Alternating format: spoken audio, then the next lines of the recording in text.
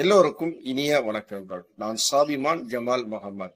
நம்ம இந்த பதிவுல இந்த MEP அப்படின்னா என்ன, அது யாரெல்லாம் படிக்கலாம், இது எங்க வரும் என்பன போன்ற தகவல்களை இந்த பதிவுல நீங்க தெளிவான முறையில தெரிந்து கொள்ளலாம். மட்டும் இல்லாம MEP எங்க போய் படிக்கலாம், அதற்கு ஏதாவது சர்டிபிகேஷன் கோர்ஸ் இருக்கா என்பன போன்ற தகவல்களை இந்த பதிவுல நீங்க முழுமையா தெரிந்து கொள்ளலாம். அதற்கு முன்னாடி நம்ம எப்பவும் கேட்கறதுதான், மறக்காம நீங்க நம்ம சேனலை கொஞ்சம் சப்ஸ்கிரைப் பண்ணிக்கிட்டு பக்கத்துல இருக்கக்கூடிய அந்த பெல் ஐக்கானையும் கொஞ்சம் ஆன் பண்ணிக்கிடுங்க. இது சனாஃபின் சிவில் குவான்டிட்டி சர்வேயிங், கற்றதும் கற்பிக்கப்பட்டதும்.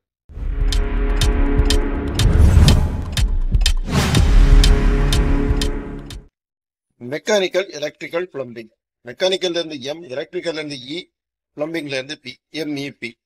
இப்ப ஒரு டிவிஷன் உருவாக்கணும்னு சொல்லக்கூடிய தேவை எப்ப ஏற்பட்டு இருக்குதுன்னு சொல்லி நம்ம வரலாற்று ரீதியா பார்த்தோம்னா, அது ஆரம்ப காலகட்டங்கள்ல ஒரு பில்டிங்ல வாட்டர் சப்ளை அண்ட் ட்ரைனேஜ் என்னைக்கு கொண்டு வந்தாங்களோ அந்த நேரத்துல இருந்து MEP-னுடைய தேவையும் ஆரம்பிக்குது. இதனுடைய வளர்ச்சின்னு சொல்லி பார்க்கக்கூடிய நேரத்துல கிபி 18-19 நூற்றாண்டு இடைப்பட்ட காலங்கள்ல பவர் சப்ளை ஒவ்வொரு பில்டிங்லயும் lighting and air condition system இன்னும் டெவலப் ஆகுது.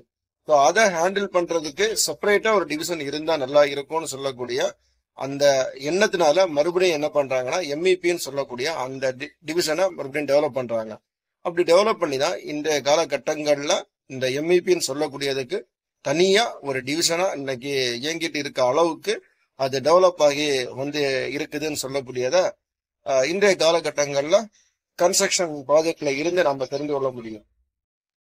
இந்த அளவிற்கு டெவலப் பண்ணி வச்சிருக்கக்கூடிய MEP டிவிஷன்ல யாருக்கு ஆப்பர்ச்சுனிட்டி அதிகமா இருக்குன்னு பார்த்தோம்னா, மெக்கானிக்கல் அண்ட் எலக்ட்ரிக்கல் இன்ஜினியர்ஸுக்கு பெரிய அளவுல இதுல ஆப்பர்ச்சுனிட்டி தொடர்ந்து கிடைச்சிட்டு தான் இருக்குது.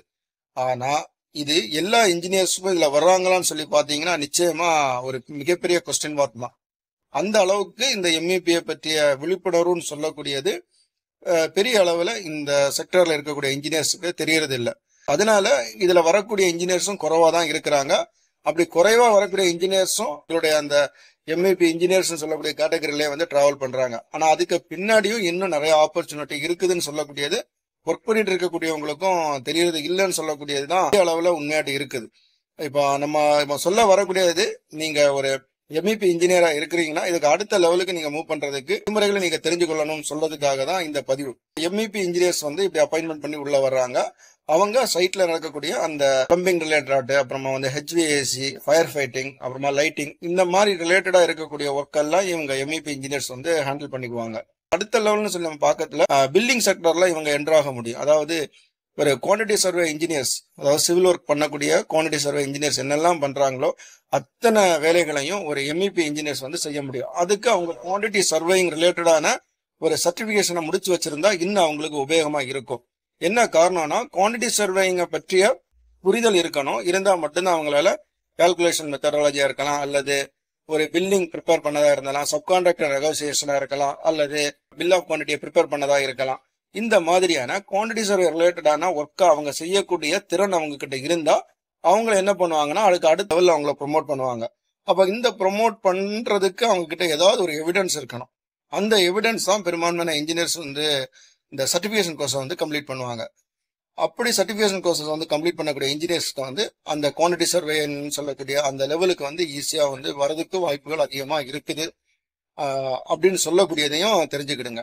இன்ஜினியர்ஸுக்கு இப்படி ஒரு வாய்ப்பு இருக்குன்னு சொல்லக்கூடிய தெரியும். ஆனா தெரியாத சில இன்ஜினியர்ஸ் இருப்பாங்க. அவங்களுக்காக தான் இந்த தகவலை நான் இப்ப இதுல சொல்லியிருக்கிறேன்.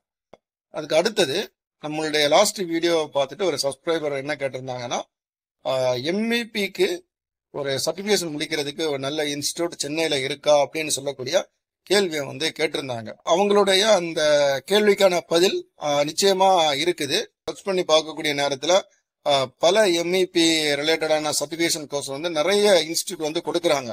பேசி பார்த்ததுல ஒரு 2 இன்ஸ்டிடியூட் மட்டும் ஓரளவுக்கு ப்ராப்பரா பண்ணிட்டு இருக்கிறது மாதிரி அவங்களுடைய ப்ரொஃபைல்ல இருந்து தெரிந்து கொள்ள முடியுது.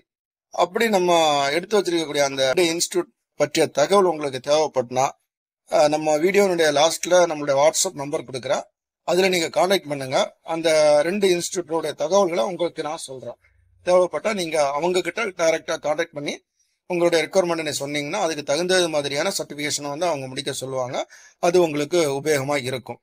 இதனுடைய ஃபீஸ் ஸ்ட்ரக்சரை பொறுத்தது வரைக்கும் 35, 40 இந்த ரேஞ்சில் வந்து சொல்றாங்க.